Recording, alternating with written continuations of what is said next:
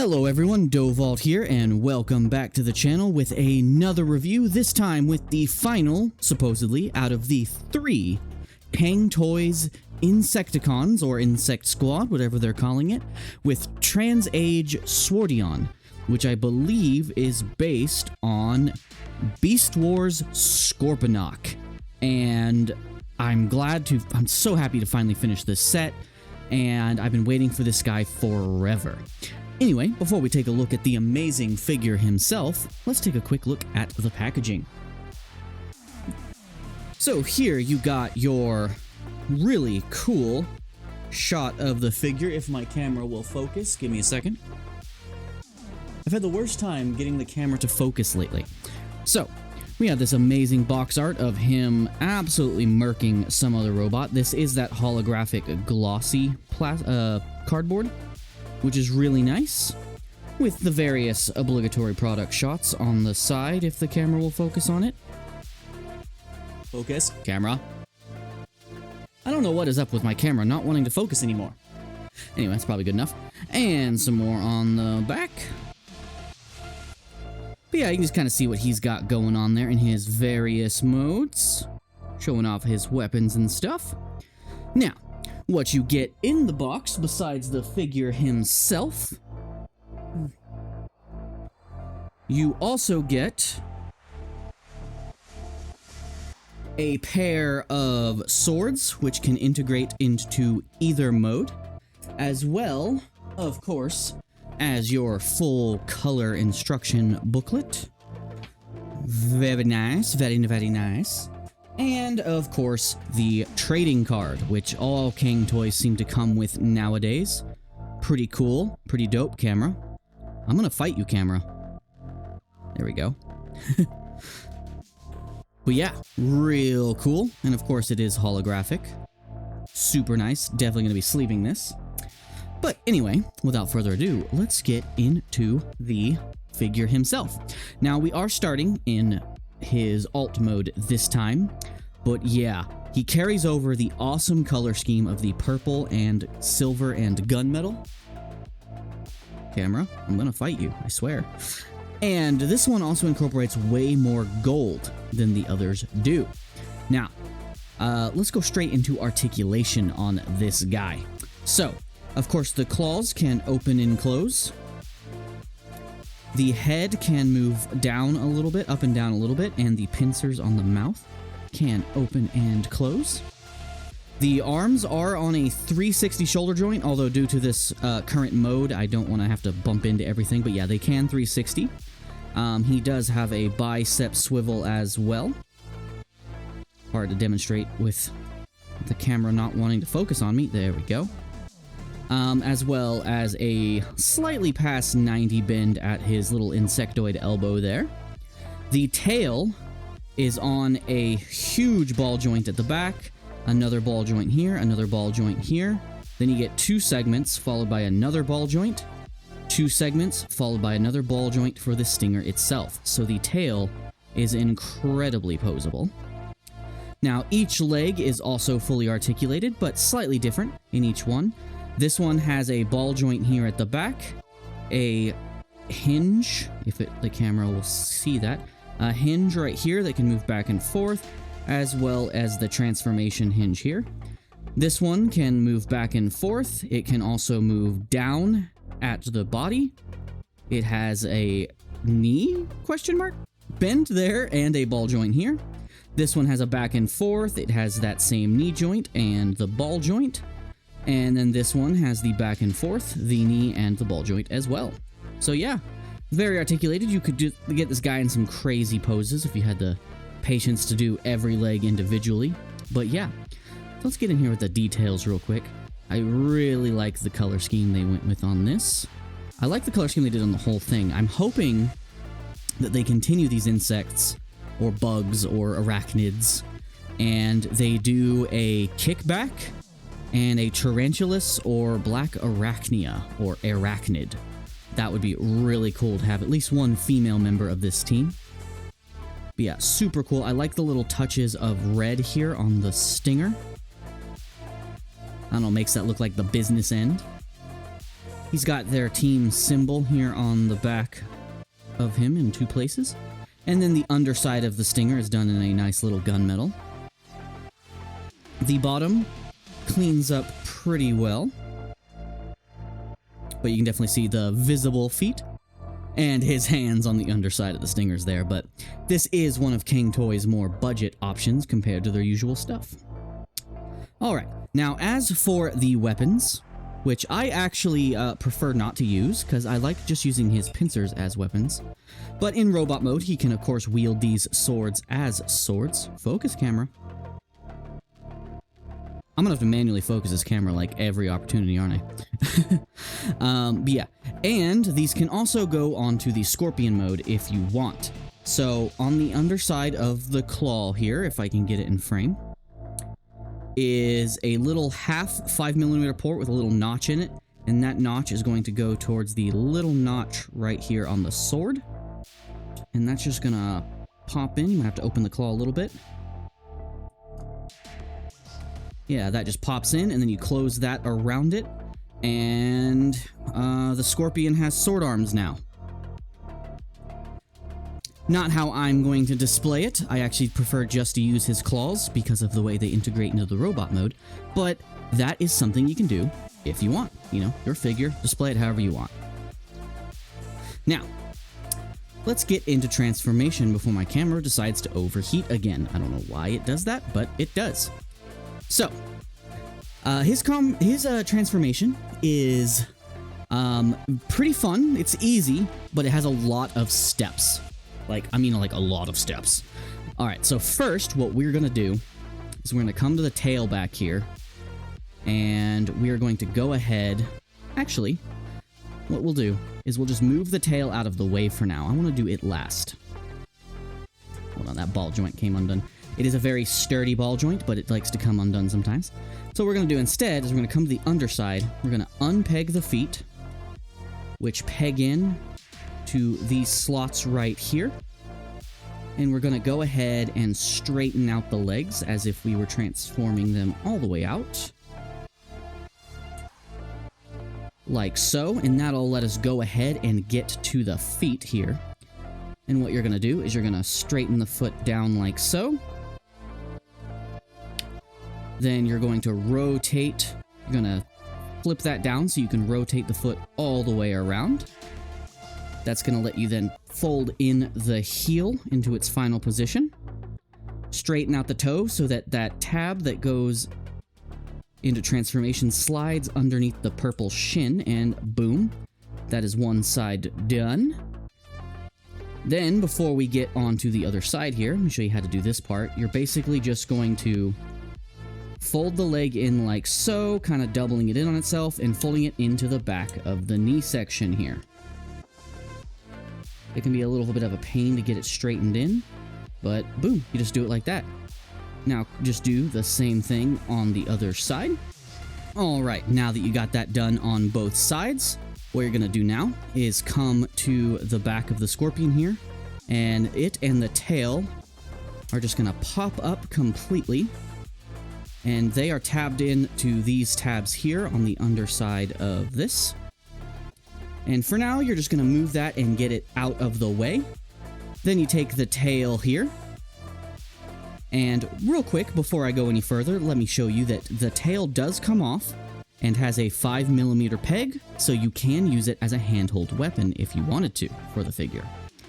But what we're going to do is we're going to fold it at this hinge here so that it comes down, and then lock it into the back, and then bring it back down, and that's going to be the back of the Scorpion here, the robot mode. Then you'll unpeg the legs from each other. They just tab in via these tabs here on the side, and go ahead and rotate them around to their final position. Sorry, my stinger here just stabbed my camera lens. Oops.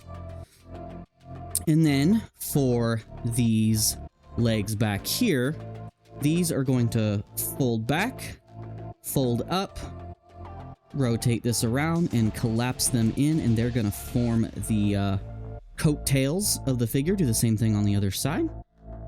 So fold back, fold down, flip this around, collapse it, and boom. Coat tails. Not sure if that all got nicely put on camera. Then what you got to do, now this is kind of a tricky part.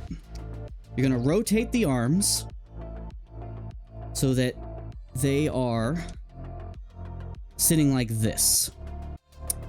And what you're going to do is you're going to take these legs here, you're going to bend them back like so, and you're going to start moving them up as you rotate the arm. And that's going to let you get it past the arm up onto the back. If I can get it all on camera, like so. Then you can put the arm back to where it's going to be in just a moment. Do the same thing on the other side. I'll do it again because that didn't come out on camera the best. So what you're going to do is rotate the arm around like so that the armpit is facing the back. Rotate this around so it clears and bend it at that insectoid knee joint. And then you're going to bring it up into the armpit a little bit, rotate the arm a little more, bring up the armpit a little bit more, and repeat until it clears. Put the arm back down, and then you can just move these kind of out of your way for now. They are going to be part of the transformation in just a second. Now, for the most important bit, what you're going to do is come around to the front here. And if you haven't already, make sure that the front skirts here are folded out of the way so that he can actually move those legs. Is you're going to open up this chest, and that's going to the fake chest here, and that's going to reveal your head. And what you're going to do is you're going to bring this down like so, fold up the head, and then close the fake chest over, and then close the mandibles, and that'll lock it all into place. Now, for the final steps here, what we're going to do is you're going to hinge up the claw, and it's going to slide back and reveal the fists like so. You can pose that however you want. Do the same thing on this side. Fold up, bend this up to reveal the fist, slide it back, and there you have the other arm done. Now the final step is all about organizing the backpack here, which can be a little fiddly. It's the one part where there's no really one right way to do it. So what I like to do is first fold to spin this around. Sorry, spin this back section around. You're going to go ahead and press this section here all the way up against the back. You're going to slide this up on its double hinge. Make sure these legs are not all over the place and all kinds of in your way. Sorry, let me get all these arms and stuff out of my way. Hold on. Anyway, okay. What I like to do is take the legs at this hinge here. You're going to bend it back just a little bit, slide this up, and then set the leg like that. Do the same thing on the other side. So bend it up, slide that up, fold the leg down like so to kind of clean that up. And then these two legs are just going to fold down and sit right there, and that's going to secure the backpack kind of in place. The back doesn't tab in, but it just kind of sits however you want it to. But just like the others, he kind of has a turtle shell. Very Ninja Turtle-like. But yeah, you can kind of position this tail however you want. Kind of pose him up however you want. And here you have Swordion, aka Cang Toys Beast Wars Scorponok, in his robot mode, if I can get him in a cool pose. Yeah. Focus camera. And yeah, there he is in his robot mode. And he is pretty damn cool looking. Let's get up close here to look at that head sculpt. He has the most Gundam head sculpt out of the group, with a lot of gold there on the chest, kind of really focused at the center. The same kind of detailing that is on all the figures, with the red on all of the pointy bits. The articulated tail carries over to this mode as well. And the backpack actually does clean up nicely, although he does have a lot of leg back there. In fact, all of his legs end up on the back of the figure somewhere. And yeah, just really greatly detailed figure, really matches along with the rest of his team. I also just realized I forgot to do a size comparison for his Scorpion mode. He is the exact same size as the rest of his team, if not slightly longer because of the tail. So he compares to about a modern large leader class. So yeah, they're pretty decently sized guys. Hey guys, Future Dovault here. I forgot to do the size comparison in this video because I thought I had already packed up the other guys from the line, or at least one of them, for my move coming up, but it turns out I actually didn't. So here we go. Here he is next to Blacinidae, aka Shrapnel, who we reviewed before, so you can see how they look together. And here they are with Bombshell in his insectoid mode. I didn't have him transformed for this review since I'm about to start repacking these guys. But yeah, that is how they look together. And here they are next to a deluxe if you wanted a little more scale there. And I like how they actually kind of color match. But anyway, guys, let's go back to past me with the main review. Now, as for his weapons, he can hold them just like he could in his other mode. If you open up the hand a little bit here, if I can get my finger in there. You have no idea how hot it gets in front of this camera with all these lights on. Oof. But yeah, he can hold his sword so he can go swoosh swoosh and all that stuff. But I actually just prefer to use his arm pincers here. But that's just my preference. Now, for articulation, as I said in his beast mode, he does have a full 360 on his arm. He can go out a little past 90 on the shoulders there. He has a bicep swivel and a double hinged past 90 elbow joint. His pincers can open and close. I wish they could spin or rotate, but they cannot, but that is okay. He has a thigh swivel. The skirts can move out of the way. He can go forward on very squeaky joints to just under 90 because of the skirt placement, but that's okay. He can go out all the way to do a beautiful spread. He has a double jointed knee, although it's very stiff because it is a die cast knee joint. Yeah. Double jointed knee. He has a toe tilt, an ankle tilt, and a ankle pivot. And of course, the heel can also move if you wanted it to. And he even has a waist swivel, although you may need to move the arms, the insect arms, around a little bit. Arms, legs, whatever you want to call them, to get something cool with that. But yeah, really posable. And of course, the tail articulation is exactly the same. But yeah, it's real neat. And as I said earlier, you can remove that tail and have him hold it if you want.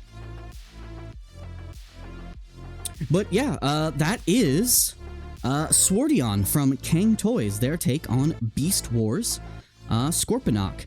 Yeah, I actually love this figure. It's so cool to finally have this set of 3, and I hope they do more. I'm still really looking forward to a Kickback or something like that, because Kickback is my favorite Insecticon design, especially in the War for Cybertron games, which I don't know if he was actually in the game, but he has concept art from that. And there were some Generations toys in the past, I believe, that used that mold that I really like. So, yeah, without further ado, this has been Dovault. And I hope you enjoyed this review, and if you did, please like, subscribe, hit the bell notification icon to know when I upload new stuff, and if you want to support me, you can check out my main gaming channel. Just finished up Black Myth Wukong, and I'm moving on to a modded Fallout 4 series starting soon, with the finale of Fallout Season 2 having been out recently. But yeah, sorry if this was a bit of a hastily shot review. It was done in one take. I have a bunch of reviews I need to do. I'm falling behind and I'm moving soon, so these guys need to be packed up. But anyway, guys, thank you so much for watching. This has been Dovault, and I will see you in the next episode. Bye-bye.